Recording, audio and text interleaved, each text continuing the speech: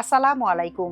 সবাইকে স্বাগত জানাচ্ছি আমার দেশ টপ নিউজে। সঙ্গে আছি তাহমিনা তাসির। শুরুতেই জানিয়ে দিচ্ছি সংবাদ শিরোনাম। চাইলেই কোনো জনপ্রতিনিধিকে বরখাস্ত করা উচিত নয় বললেন মির্জা ফখরুল। চীন, রাশিয়া ও যুক্তরাষ্ট্রের পররাষ্ট্রমন্ত্রীকে বাংলাদেশ ফার্স্ট নীতির বার্তা। এলডিসি উত্তরণে বাংলাদেশের সময় বাড়ানোর চূড়ান্ত সিদ্ধান্ত নেবে জাতিসংঘ সাধারণ পরিষদ। স্থানীয় সরকার নির্বাচনে তফসিল আগস্টে, প্রথম ধাপের ভোট অক্টোবরে, জানালেন ইসি আনোয়ারুল। এবার পুরো খবর। জনপ্রতিনিধিদের বিরুদ্ধে অভিযোগ উঠলেই প্রশাসনিক সিদ্ধান্তে বরখাস্ত করার প্রচলিত ব্যবস্থার সমালোচনা করেছেন স্থানীয় সরকার, পল্লী উন্নয়ন ও সমবায় মন্ত্রী মির্জা ফখরুল ইসলাম আলমগীর। তিনি বলেন, জনগণের ভোটে নির্বাচিত কোনো জনপ্রতিনিধিকে চাইলেই বরখাস্ত করা উচিত নয়। আগে প্রমাণ করতে হবে তিনি কোনো অপরাধ, অনিয়ম বা আইন ভঙ্গ করেছেন কিনা। শুধু তখনই তার বিরুদ্ধে ব্যবস্থা নেওয়া যেতে পারে। জনপ্রতিনিধিদের সহজে যাতে বরখাস্ত করা না যায় এমন আইনগত ব্যবস্থা করার চেষ্টা চলছে জানিয়ে মির্জা ফখরুল ইসলাম বলেন, আমরা চেষ্টা করছি যাতে সেই আইনটিকে ঠিকমতো আনতে পারি, যাতে সহজেই আপনাদের জনপ্রতিনিধিদের বরখাস্ত করা না যায়। আজ বুধবার বিকেলে রাজধানীর কাকরাইলে ইনস্টিটিউট অব ডিপ্লোমা ইঞ্জিনিয়ার্স বাংলাদেশের মুক্তিযোদ্ধা হল মিলনায়তনে আয়োজিত এক আলোচনা সভায় মির্জা ফখরুল ইসলাম একথা বলেন। স্থানীয় সরকার শক্তিশালী করে নতুন বাংলাদেশ বিনির্মাণে তৃণমূল জনপ্রতিনিধি, ইউপি চেয়ারম্যান মেম্বারদের করণীয় শীর্ষক এ আলোচনা সভার আয়োজন করে Bangladesh union chairman member association. Mirza Fakhrul বলেন, অতীতে বিরোধী মতের জনপ্রতিনিধিদের বিরুদ্ধে প্রশাসনিকভাবে ব্যবস্থা নেয়ার প্রবণতা ছিল। এখনো বিভিন্ন চেয়ারম্যানকে বরখাস্তের জন্য তার কাছে ফাইল আসে। তবে জনগণের ভোটে নির্বাচিত প্রতিনিধিদের ক্ষেত্রে ন্যায় বিচার ও আইনি প্রক্রিয়া নিশ্চিত করতে হবে। তিনি বলেন, স্থানীয় সরকারের প্রতিনিধিদের শক্তিশালী না করে শুধু সরকারি কর্মকর্তা কর্মচারীদের উপর নির্ভর করলে স্থানীয় সরকার কখনোই কার্যকর হবে না। স্থানীয় সরকার রাষ্ট্র ও গণতন্ত্রের মূল ভিত্তি উল্লেখ করে মির্জা ফখরুল বলেন, একটি দেশের স্থানীয় সরকার যত শক্তিশালী হয় সেই দেশের গণতন্ত্র তত শক্তিশালী হয়। কিন্তু স্বাধীনতার পরও বাংলাদেশে স্থানীয় সরকারকে প্রত্যাশিতভাবে শক্তিশালী প্রতিষ্ঠান হিসেবে গড়ে তোলা সম্ভব হয়নি। তিনি বলেন, ইউরোপ ও আমেরিকার বিভিন্ন দেশে স্থানীয় সরকারি বিচার, স্বাস্থ্যসহ অনেক গুরুত্বপূর্ণ সেবা পরিচালনায় কেন্দ্রীয় ভূমিকা পালন করে। বাংলাদেশেও স্থানীয় সরকারকে আরও ক্ষমতায়ন করা প্রয়োজন। চীন, রাশিয়া ও যুক্তরাষ্ট্রের পররাষ্ট্রমন্ত্রীদের সঙ্গে দ্বিপাক্ষিক বৈঠক করেছেন বাংলাদেশের পররাষ্ট্রমন্ত্রী ডক্টর খলিলুর রহমান। বৈঠকগুলোতে তিন দেশের পররাষ্ট্রমন্ত্রীদের বাংলাদেশ ফার্স্ট নীতি বাংলাদেশের বৈদেশিক সম্পর্ক পরিচালনার মূল দিক নির্দেশক হবে বলে স্পষ্ট করে জানিয়েছেন খলিলুর রহমান। বুধবার ফিলিপাইনের রাজধানী ম্যানিলায় অনুষ্ঠিত আসিয়ান আঞ্চলিক ফোরাম পররাষ্ট্রমন্ত্রীদের বৈঠকের সাইডলাইনে এসব বৈঠক করেছেন পররাষ্ট্রমন্ত্রী।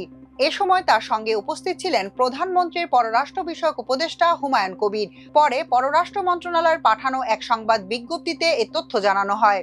বিজ্ঞপ্তিতে বলা হয়েছে, এই বৈঠকে বাণিজ্য, বিনিয়োগ, জ্বালানি ও যোগাযোগ সহ আঞ্চলিক ও আন্তর্জাতিক ইস্যু সহ দ্বিপাক্ষিক সম্পর্কের বিস্তৃত পরিসর নিয়ে আলোচনা হয়। বৈঠকে বাংলাদেশের পক্ষ থেকে জোর দেওয়া হয় যে সবার আগে বাংলাদেশ নীতি বাংলাদেশের বৈদেশিক সম্পর্ককে পথ দেখাবে। চীনের পররাষ্ট্রমন্ত্রী ওয়াং ইর সঙ্গে দ্বিপক্ষীয় বৈঠকে উভয় পক্ষ অভিন্ন ভবিষ্যতের জন্য বাংলাদেশ চীন কমিউনিটি যৌথভাবে গড়ে তুলতে ব্যাপক সহযোগিতামূলক অংশীদারিত্ব এগিয়ে নেওয়ার অঙ্গীকার করেছে। জোরপূর্বক বাস্তুচ্যুত মিয়ানমারের নাগরিকদের প্রত্যাবাসন, মাল্টিমোডাল ট্রান্সপোর্ট করিডোর, বাণিজ্য ও বিনিয়োগ এবং জ্বালানি সহযোগিতার বিষয়ে দুই পররাষ্ট্রমন্ত্রী আলোচনা করেন। বাংলাদেশ রাশিয়া দ্বিপক্ষীয় বৈঠকের সময় রাশিয়ার পররাষ্ট্রমন্ত্রী সার্গেই লাভরভ বাংলাদেশের পররাষ্ট্রমন্ত্রীকে জাতিসংঘের ৮১তম সাধারণ পরিষদের সভাপতি নির্বাচিত হওয়ার জন্য অভিনন্দন জানান।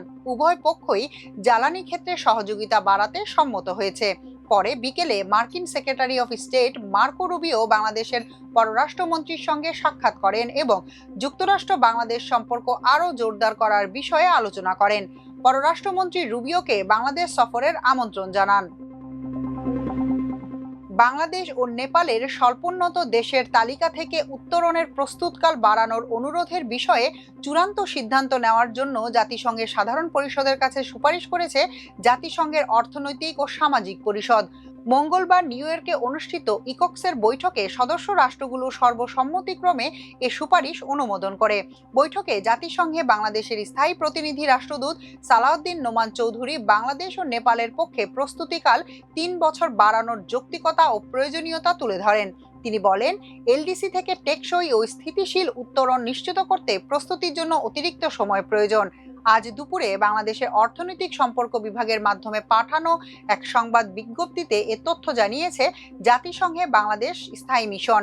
সংবাদ বিজ্ঞপ্তিতে বলা হয়, এর আগে জাতিসংঘের কমিটি ফর ডেভেলপমেন্ট পলিসি দুই দেশের আবেদন পর্যালোচনা করে মত দেয় বাংলাদেশ ও নেপালের প্রস্তুতিকাল বাড়ানোর অনুরোধ সাধারণ পরিষদে বিবেচনার জন্য উপস্থাপন করা উচিত। সেই সুপারিশের ভিত্তিতেই ইকক্স বিষয়টি সাধারণ পরিষদে পাঠানোর সিদ্ধান্ত নিয়েছে। বর্তমান সিদ্ধান্ত অনুযায়ী 24 নভেম্বর 2026-এর আগে সাধারণ পরিষদে এই বিষয়ে চূড়ান্ত সিদ্ধান্ত নেওয়া হবে। সেদিনই স্বল্পোন্নত দেশের তালিকা থেকে বাংলাদেশ ও নেপালের উত্তরণ হওয়ার কথা। সিদ্ধান্তের পর রাষ্ট্রদূত সালাউদ্দিন নোমান চৌধুরী বাংলাদেশের টেকসই উত্তরণের প্রতি সরকারের দৃঢ় অঙ্গীকার পুনর্ব্যক্ত করেন। সংবাদ বিজ্ঞপ্তিতে তার উদ্ধৃতি দিয়ে বলা হয়, সাধারণ পরিষদ প্রস্তুতিকাল বাড়ানোর বিষয়ে চূড়ান্ত সিদ্ধান্ত নিলে তা একদিকে প্রয়োজনীয় নীতিগত পদক্ষেপ ও সংস্কার বাস্তবায়নে সহায়তা করবে, অন্যদিকে এলডিসি উত্তর সময়ের জন্য দেশের প্রস্তুতিও আরও ভালো হবে।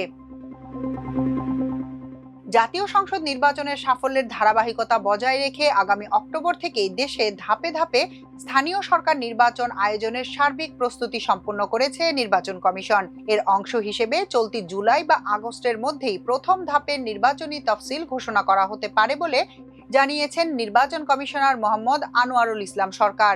বুধবার বিকেলে ইসি কার্যালয়ে সাংবাদিকদের সঙ্গে আলাপে তিনি একথা বলেন।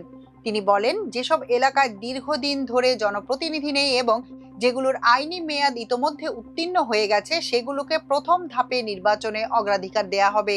স্থানীয় পর্যায়ে সার্বিক আইন শৃঙ্খলা পরিস্থিতি বিবেচনায় নিয়ে সুবিধাজনক স্থানে প্রয়োজন বোধে উপজেলা ও ইউনিয়ন পরিষদ নির্বাচন একই সঙ্গে আয়োজন করা হতে পারে। তবে প্রবাসী ভোটারদের জন্য পোস্টাল ব্যালটের সুবিধা আপাতত স্থানীয় সরকার নির্বাচনে থাকছে না। এছাড়া প্রার্থীদের শিক্ষাগত যোগ্যতা নির্ধারণের বিষয়ে এখনো কোনো সিদ্ধান্ত না হলেও আদালতের নির্দেশনা ও পার্শ্ববর্তী দেশগুলোর আইনি কাঠামো পর্যালোচনা করে পরবর্তী সময়ে পদক্ষেপ নেওয়া হবে। প্রস্তাবিত আইন সংশোধনের কারণে নির্বাচন বিলম্বিত হওয়ার কোনো সুযোগ নেই উল্লেখ করে তিনি স্পষ্ট জানান, বিদ্যমান আইনেই সুষ্ঠু নির্বাচন সম্পন্ন করা সম্ভব। জাতীয় নির্বাচনের অভিজ্ঞতার ভিত্তিতে সিদ্ধান্ত গ্রহণে অস্পষ্টতা দূর করতেই কিছু পর্যবেক্ষণ সহ সংশোধনের প্রস্তাব পাঠানো হচ্ছে। সংশোধিত আইন কার্যকর হলে সে অনুযায়ী নতুবা বিদ্যমান আইনেই সময় মতো ভোট গ্রহণ অনুষ্ঠিত হবে। কমিশন ইতোমধ্যে নির্বাচনী আচরণবিধির পর্যালোচনার কাজ প্রায় শেষ করে এনেছে এবং তা চূড়ান্ত অনুমোদনের জন্য শিগগিরই আইন মন্ত্রণালয়ে পাঠানো হবে। একই সঙ্গে স্থানীয় নির্বাচনের সহিংসতা এড়াতে কঠোর নজরদারির পাশাপাশি সিটি কর্পোরেশনের প্রশাসকদের ভোটে অংশগ্রহণের বিষয়ে বিদ্যমান আইনি অস্পষ্টতাও কমিশন দূর করবে বলে নিশ্চিত করেন তিনি। এখনকার মতো এ পর্যন্তই। সবাই ভালো থাকুন, সুস্থ থাকুন আমার দেশের সঙ্গে। চ্যানেলটি ভালো লাগলে সাবস্ক্রাইব করুন। আল্লাহ হাফেজ।